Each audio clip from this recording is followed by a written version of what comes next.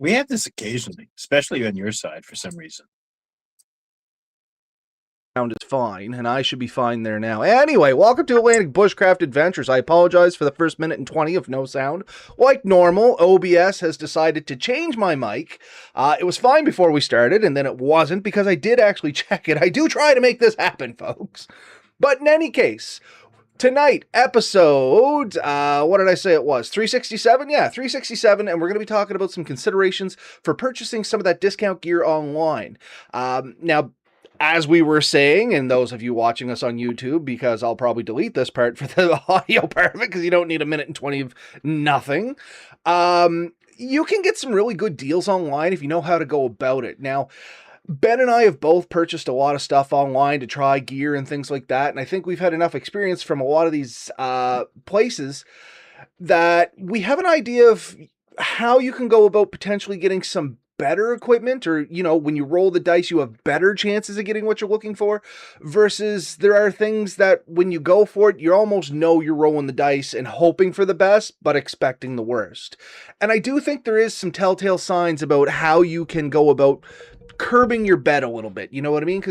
And just as I was saying before we found out we had no sound on my end, Ben and I have both done this, and we have both been in that situation where we have purchased something and been like, oh yeah, we got this coming, this is going to be a sweet piece of gear, and then we get it, and it's like, oh, yeah, I wasted a whole lot of money, and this isn't at all what I expect. And generally, when you deal with some of these bigger discount item places, sorry, the return policy can be varying. You know what I mean? Like we preach Amazon a lot, and the reason that we preach Amazon, and we're not endorsed by Amazon first and foremost, is because they generally have pretty good return policies.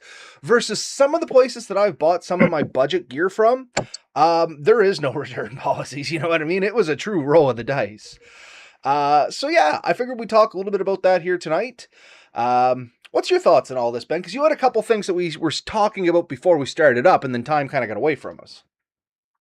Yeah, I mean, I've definitely bought, like you said, my fair share of things, and I've had my issues. And there's a few lessons I've learned, and some of them is like what you were saying with Amazon, but even AliExpress and some of these other brand distributors, um, they do offer some level of protection, and it's really important that you kind of realize where you're buying from, because um, some of them don't, and some of them, like I bought some stuff one time off of an advertisement on Facebook, and possibly the worst decision I've ever made. I still regret it to this day because I got no satisfaction out of that. I never did get the items. I got something wrong. I contested it. They ignored me. I went through PayPal, contested it. PayPal gave me the runaround with the rules and stuff. And in the end, I don't think I got any satisfaction really in the end. And I've been really poisoned with that. PayPal as an example, they didn't support me at all. I was better off just buying it on a Visa. And then I could have called Visa and had them distribute it, and I would have had less hassle. So that's a really important thing. The other thing, this is something that I think you would probably be bringing up shortly. So let's get started. Read the reviews. And I was going to talk about reviews, and we've talked about this in the past, and I'm sure it's where you're going down. So yeah, you lead, I'll follow, because I'm pretty sure I know where you're going with this. So there's two things you want to really look at the reviews. Read the reviews for an overall feel, but also read the reviews to see if they're real. And this is a huge problem, especially on Amazon and Temu and AliExpress and all these. I think what was it? GearBest. And GearBest was a site I used to use. There's a half a dozen of out there. If you look for like discount wholesalers, you're gonna find tons. Yeah. So these companies, they all run pretty similar ideas, and they have reviews. And if you read them, sometimes you can kind of tell that they were probably created by the manufacturer. They're very consistent. The names don't really match the kind of writing style. And I know that might sound a little discriminatory, but honestly, you kind of want, like, you see things, the descriptions, they should make sense. And sometimes it really doesn't, right? And if this doesn't feel right, then it probably isn't right. And it might be best to steer clear of it.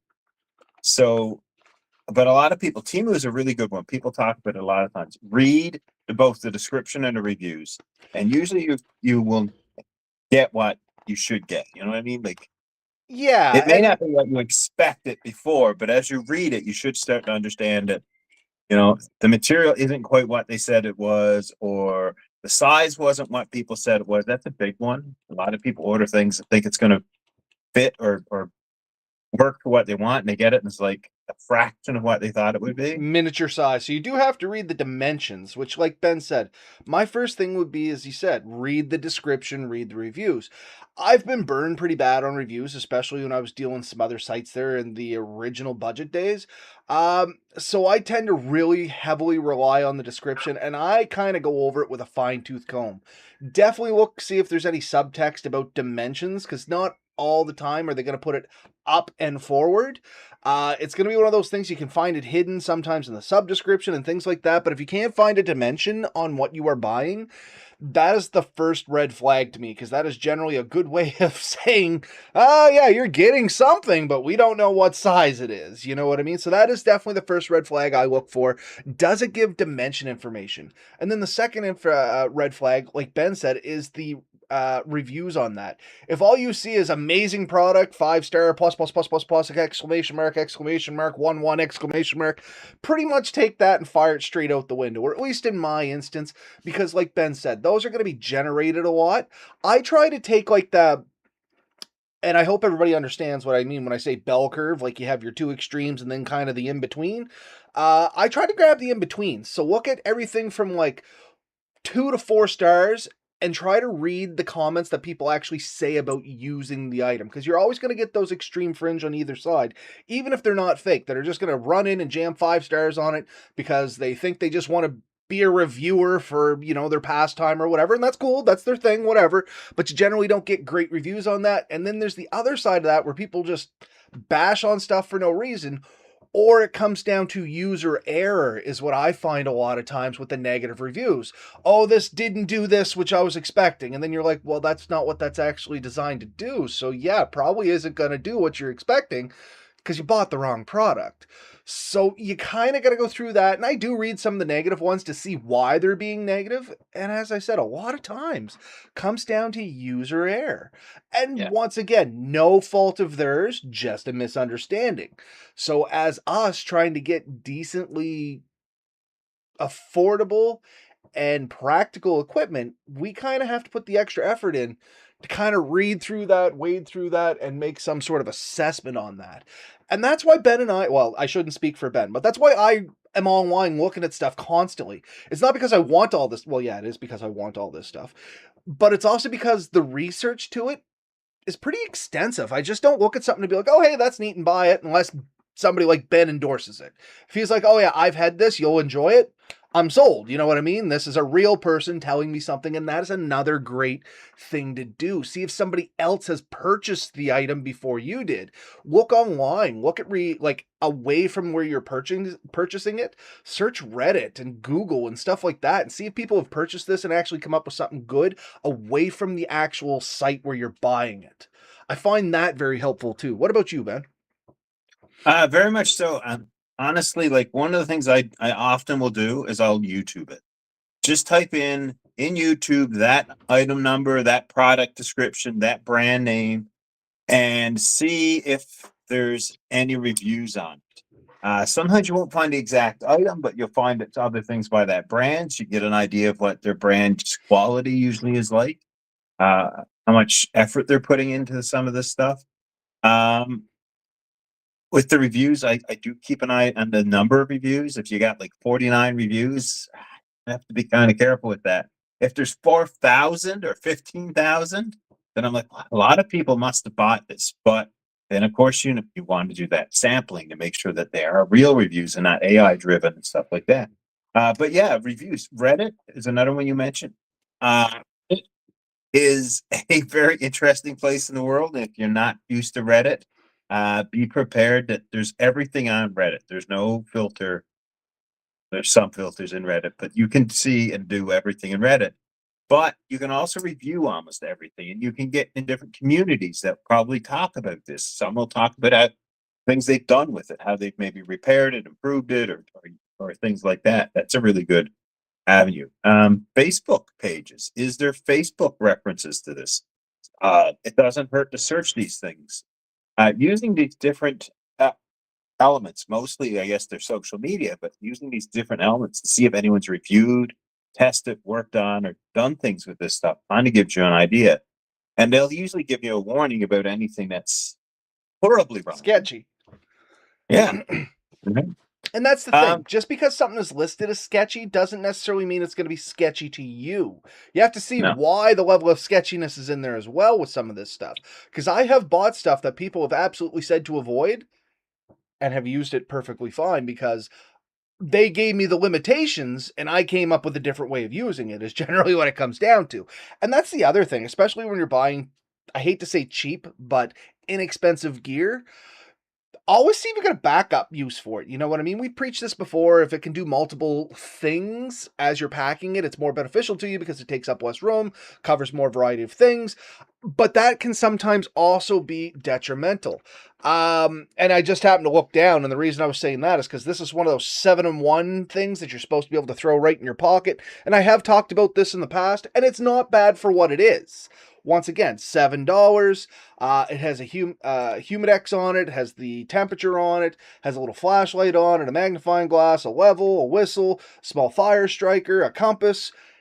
It's a very gimmicky product that I keep around because it's fun, but I don't put any practical impedance on this. I don't expect this to give me an accurate temperature. I know it's off by 8 degrees. Like, thereabouts, but it's consistently off by 8 degrees. I will give it that. You know what I mean? It's like this, the needle is just wound a little too tight or too loose, whichever it happens to be there. The Humidex on it actually isn't too bad. It's about 5%, give or take. I've matched it up with an electronic one. The whistle, not incredibly loud. The magnifying glass, nothing to write home about. The flashlight is literally that, if you can see it. Like, that was the biggest disappointment I had on this thing. The compass, much as a lot of compasses that you buy discount, which camera am I in there? Already has an air bubble in it, if you can see it at the top corner there. And it's not a great design in there.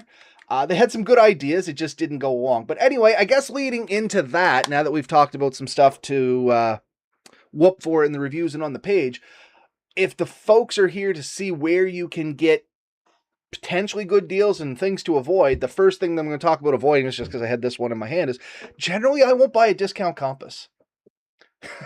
You know what I mean? It's one of those things, if you're going to be trusting your life to it, much like Eric is saying over here, he hates to buy online, he likes to pick it up, examine it, and feel it and stuff like that. That's kind of where a compass sets in with me, unless I know the brand name and the supplier. I generally don't purchase a compass online because I'm going to trust my life to that. That is my backup when my phone fails and my GPS fails. The compass is what I'm coming back to. That is my lifeline. A lot of people think, oh, that's my secondary, I don't got to worry about it. To me, that's my primary, and my GPS is my secondary. I may use my secondary more, but the compass has to work. That is my last ditch lifeline. So I will not buy a discount compass online, except if for kids and stuff like that, and they just want to know the basics of how a compass works. You're not going to get into the full, you're going to pace out. They more just want to see how it spins, how it generally attracts to north. If I was doing a couple classes for like kids that are 5 and under, generally that's not such a big deal because we know a 5-year-old's not going to be running around in the woods relying on this to live. Generally, hopefully, they're going to be with their parents who should know better. And before I give these out, I literally tell them, like, hey, this is a great example of how a compass works, but if you're going to trust your life to it, you would want to invest into something a little better. And that's the same advice I'm going to give you folks. I rambled a lot on that, Ben. I'm going to give you a little second to follow up on that as well. Yeah, well, I mean, I was going to say something similar, not necessarily focus on the compass so much.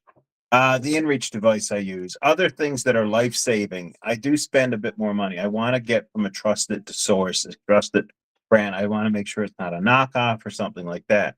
But for things I want to test, for ideas that I've never had before. So somebody says, oh, this is a great doodad or hook or something like that you're going to try out. And I'm like, it seems really neat, but I don't know if it's going to be functional, like long term. Like, am I actually going to use it if I go into field?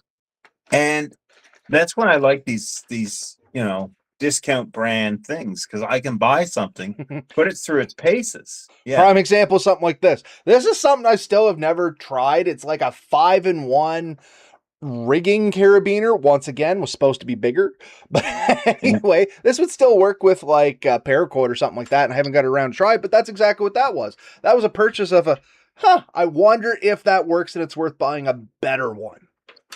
Yeah. I mean, people love those because they prevent you from having to learn knots, which, I mean, we like knots. So, but this is exactly it. You're finding stuff that you want to test out, you want to try. And once you test it, put it through some paces, you may say, hey, this is of quality enough that I could trust it and I will take it. But we said, test new products out in your backyard. Don't go buy yourself a tent and a sleeping bag and say, oh, this is all I'm going to need in the woods, and never see if it can handle rain. And it could be as easy as setting up in your yard, pouring a water hose over it and see how much water gets inside, or sleeping in the hammock or the sleeping bag outside on a cold night and see, did you get too cold? Was it miserable? Test the zippers, make sure they're going to stay zipped. Test other things that might be a problem when you get out there. So it's testing it and comparing it comes more in handy. Now, somebody said, they like to hold things before they buy them, and I absolutely understand that. But some products simply just don't exist locally. The BRS 3000, I think it's called, it's the little tiny, like ultra weight titanium stove that you can buy on Amazon for generally like $23 or less. Like, they're not expensive. It's a tool that I've had for a while. I've used it. It's so small and light. I often take it when it's not what I want to use. I just leave one laying around in my gear because it literally weighs less than an ounce and screws onto any, those little tiny disposable fuel canisters. So they're so convenient. When I bought that, Beck didn't sell it, Canadian Tire didn't sell it, Walmart didn't sell it, but everyone talked about it, and Amazon sold it for next to nothing. Sorry, I'm playing with a ferro rod over here. I am listening, though. This happened to be a ferro rod I bought online, and I was going to say, ferro rods can be hit and miss, and I was just trying this one again to see how it worked. It was actually not bad. I digress. Yeah. But yeah, it's a great place to buy stuff where you can try it out. Like Ben said, and the reason I harked on the compass so hard is because my biggest fear or my biggest cringe or my biggest pet peeve when I'm in the woods is, hey, look at the compass I got for $3. Isn't that a great deal? And I'm like, oh, is it though? You know what I mean? And that's what this is. This is a $3 compass. These are the ones that I generally give out to kids. Like, yeah, it's a neat little compass. Has all the things in it that you would expect a compass to have. It's not bad. I wouldn't trust my life to it. You know what I mean? If somebody comes to me and is like, oh, I got my $3 compass, I'm not going to get lost. I'm instantly like, you know what? I'm going with a different group. If you're the point man, I will wait. But yeah, life safety devices in general. Compass just happens to be my pet peeve, but anything that's life safety, don't put that false sense of hope in it. And this is what I was telling Ben right before we started. The problem with some of this stuff is it does give you a false sense of confidence, and that's where it becomes a little dangerous. A lot of times we say something's better than nothing. This is generally the one time where I will kind of contradict that. If you're putting a false hope into a product that you're unsure about, that's a recipe to get yourself hurt or even worse. You know what I mean? So do test anything you get, regardless of what you think it is. Like Ben said, you don't want to freeze to death. You want to make sure it's going to keep water out. You're going to make sure the zipper opens. Do a little testing with it. That's all I ask with any of this stuff. Now, other places I find where you can get some good deals. And this is kind of where we're leading into and where I kind of want to leave this off for people's thoughts is I think you can get a lot of great discount accessories, Ben. And when I say accessories, I mean it may not be your main item, but something to go with that item. And something that I was just talking to Ben about is things like this. Like this is a little ferro rod with, a knacky little dinky little compass in it, which I'm not super happy about, but I'm not going to begrudge it for that because I didn't buy it for the compass, but it's got a ferro rod, it's got a whistle, and it's basically the same setup that came with the Schrade, just a little smaller, right? But I mean, it's the same product, and I picked that up for like, I don't know, 98 cents. $1.50. The ferro rod works. The whistle's plenty loud. For $1, not bad. Not bad. No. And for $1, you don't mind throwing a couple around places just in case you need it. And that's the Um, thing. I think there's a fine line between getting something really cheap that shouldn't be too expensive to begin with. So an item like this might be normally like 12, $13. You know what I mean? If you go to a big box store, getting it for $1, you know what? That's a significant markdown, but that's not bad. Now, if you're buying what should be $1,000 sleeping bag for $100, that might be one of those deals that's too good to be true. I'm not going to say don't do it, but I am going to say test it first and make sure there's some sort of return policy on it. yeah. So let's just summarize a little bit and see what we've already said. So Sure. we said, first off, get some idea of whether the site itself is reasonable. Make sure that they have a return policy, that they're going to protect your money, that your information is not going to get stolen. All this is legit. Second, read the descriptions of anything you're going to buy and read the reviews and see what they say. The other thing is, once you get that done, do an additional search, just the general internet, for the same product to see if it's sold at other retailers. And is it comparable to other retailers? Because oftentimes, if you find it in one place it's a lot cheaper, it may be a complete knockoff of a slightly better product or something like that, and it may not be worth the hassle. That's where I got caught with my one purchase that I really got frustrated with. It's a good product that I tried to buy, and other people did buy it. Like, I did the rest of the review. This was just the cheapest I'd ever seen that item, and I end up finding out it's because they weren't selling that item. They weren't selling anything. They were just stealing money. Um, so I would rather spend a few extra dollars and buy it from a retailer that I trust than somebody that I've never heard of and I have no idea if I can trust them. If you're going to buy off of somebody you've never bought from before and you know nothing about, review them. Reach out to people on the same sites we mentioned before. Has anyone bought from, XYZ company before? What was it like? Did they have a return policy? See if anyone will talk about it. If no one's going to talk about the purchases there, maybe nobody ever did, or if they did, it was so miserable they're ashamed to talk about it. It's a good idea to reach out for things like that.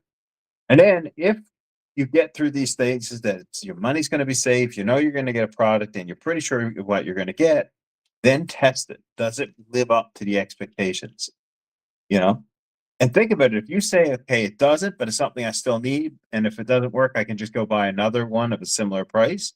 Well, then why don't you look at potentially, is there anything that's twice as valuable that seems so much more trustworthy, right? And there's a Heard couple one of comments that address this, but I'm going to let you finish your thought and then I'll hit all the comments up. Right. I heard something one time, they were talking about luxury watches or luxury cars. And somebody said, I don't know if I should buy one. They said, well, take that amount of money and just burn it. And if you're completely okay with burning that amount of money, then yes, go buy that product. It's the same with cheap gear, right? Think about it as, if I buy this, that money is most likely gone. I'm going to get absolutely nothing for it. But if I do, and it's good, then I'm going to be happy. So if you can't afford to throw the money away, don't buy something you don't know anything about. 100%. And that, yeah, much like lending money. Never lend more money than you're willing to give away. You know what I mean? Never buy something more expensive than you're willing to lose money on.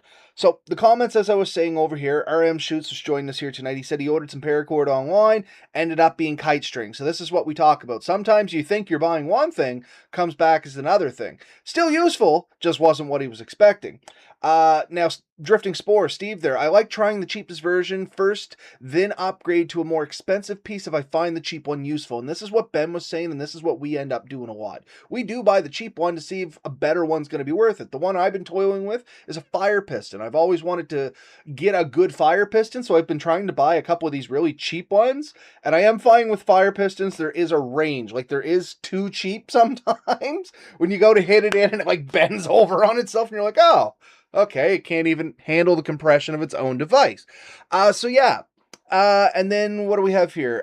In some cases, the more expensive version really is that much better and worth the investment. And there are examples of this. Sometimes it is worth the extra money. A classic one, which is not a part of Wood's gear, but kind of is for Ben and I, is the drones.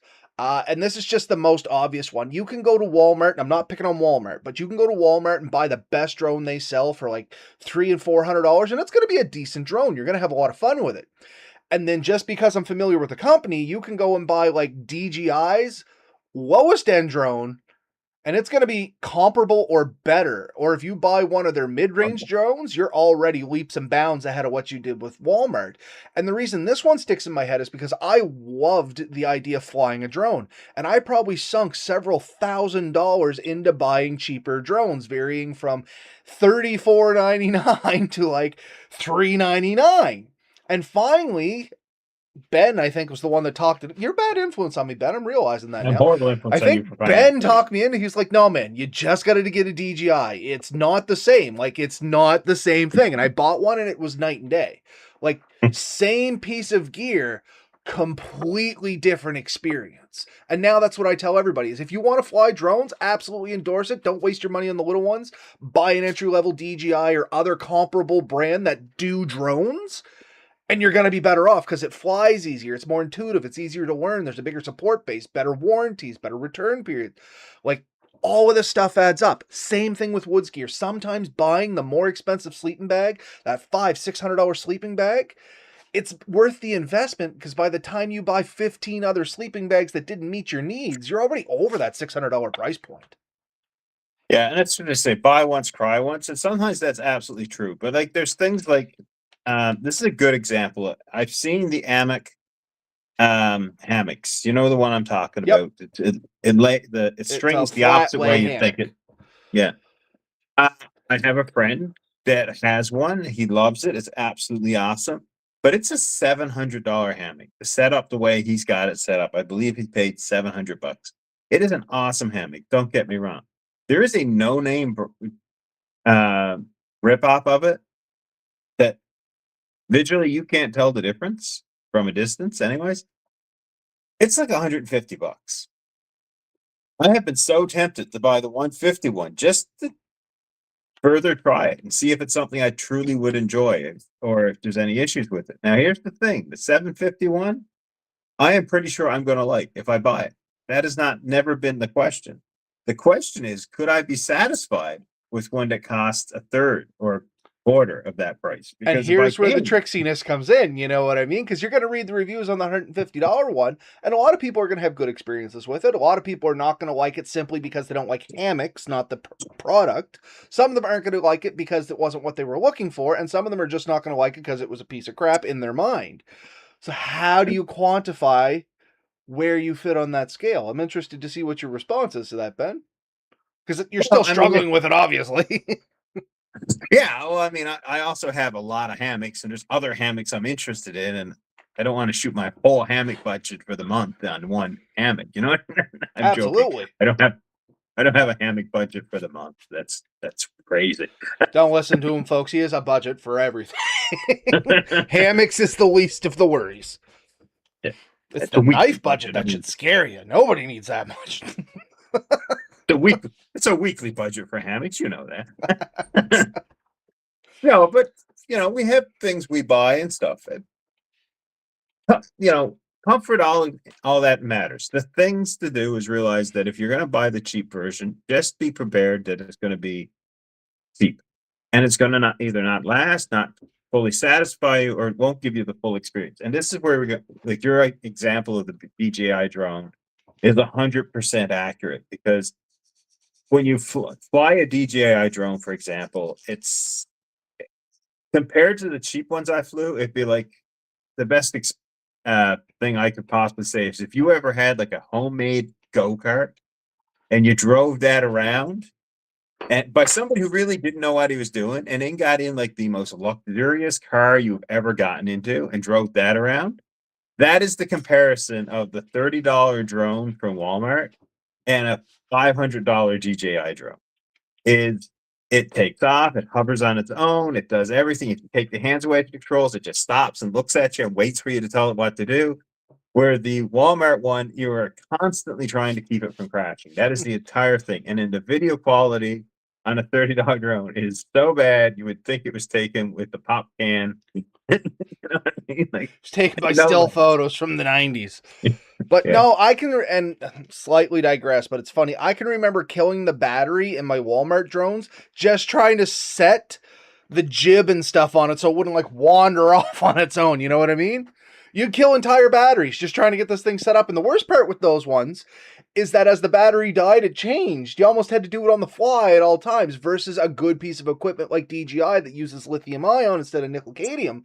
They'll just go until a certain point where they'll tell you, hey, after 5 minutes or however long, we're just going to land. You know what I mean? It is no longer safe because it is going to start screwing with stuff, and you can override it, but it has the intelligence to basically be self-sufficient in that way. And that relates over to woods gear. You know what I mean? There is going to be axes, there's going to be knives, there's going to be sleeping bags, there's going to be tents, there's going to be these pieces of equipment that you like the money will justify itself. It may not look like it at the start because, you know, you're still looking at the Walmart drones.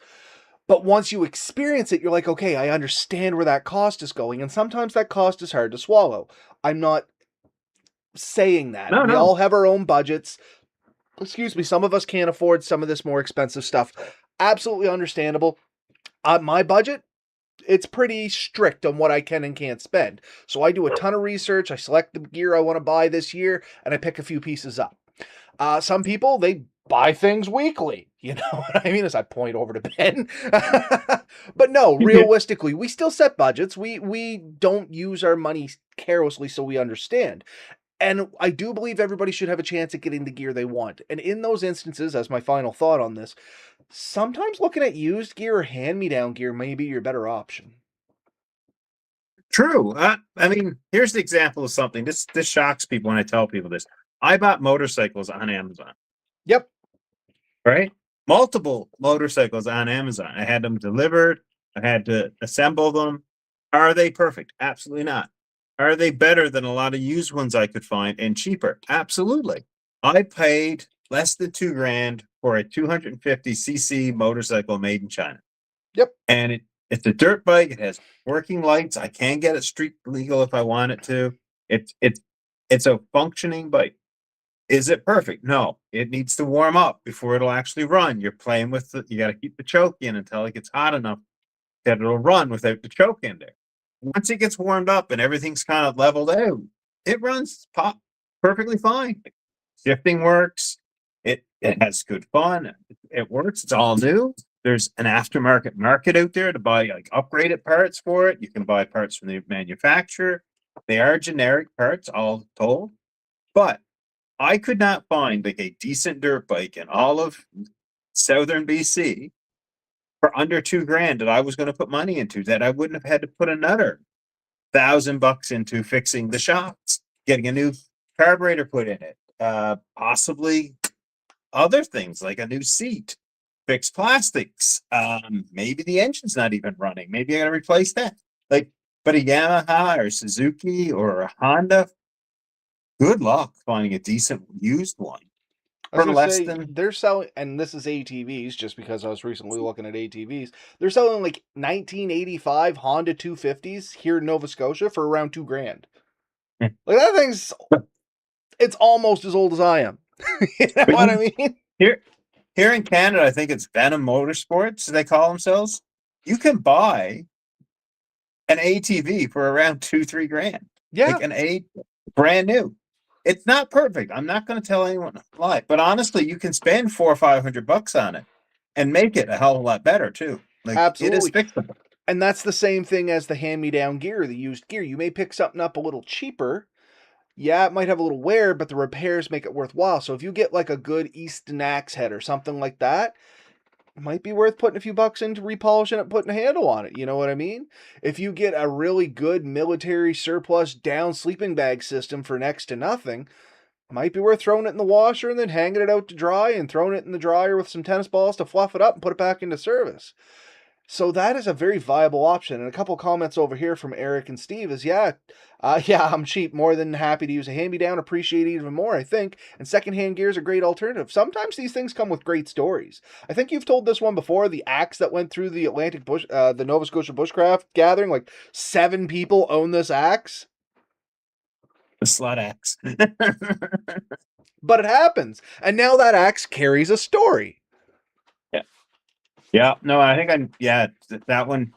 That one I still take everywhere I go. Like it's oftentimes in the SUV or it's in the back of the bike or whatever when I go somewhere because it's a nice compact axe.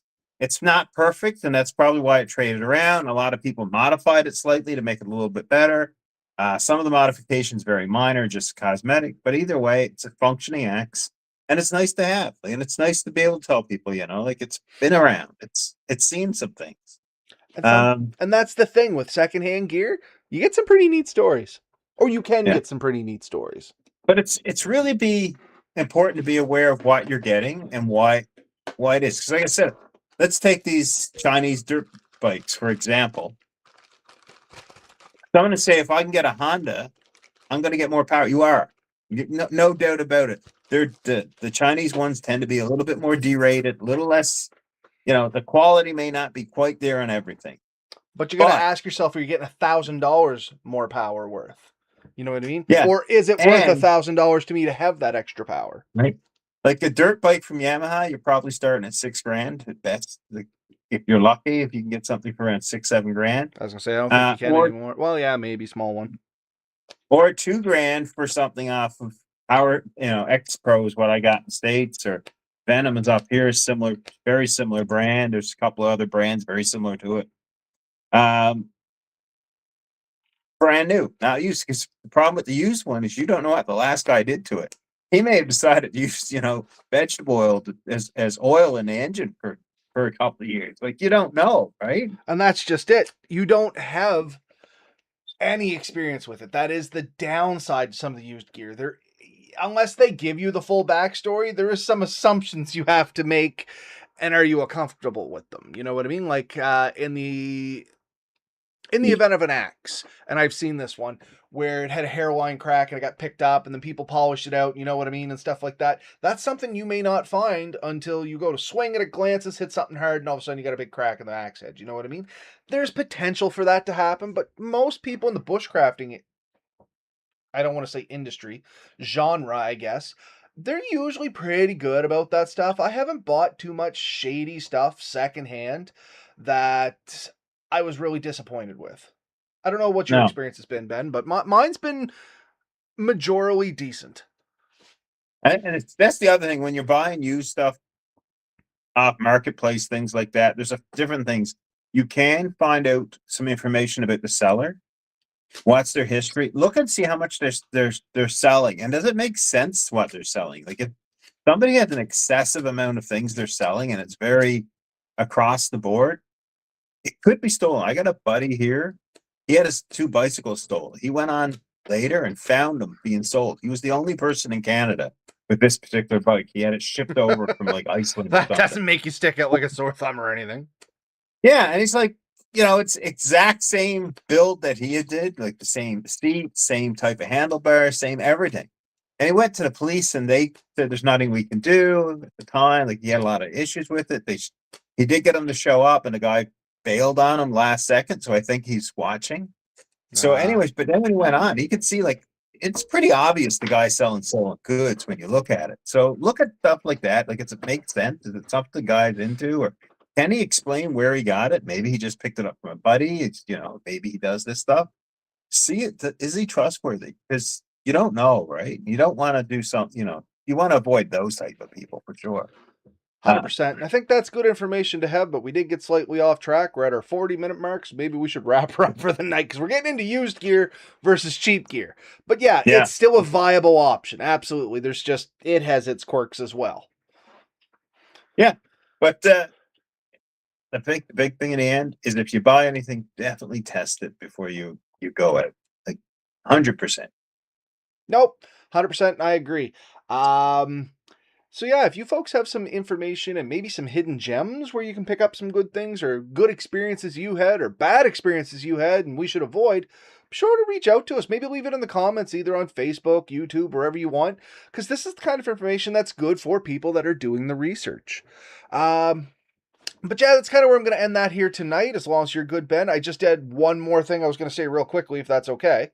Somewhat Yep. unrelated, but all the important people are here. So I see a lot of best wishes and stuff coming from one of the posts I made there. I appreciate it, folks.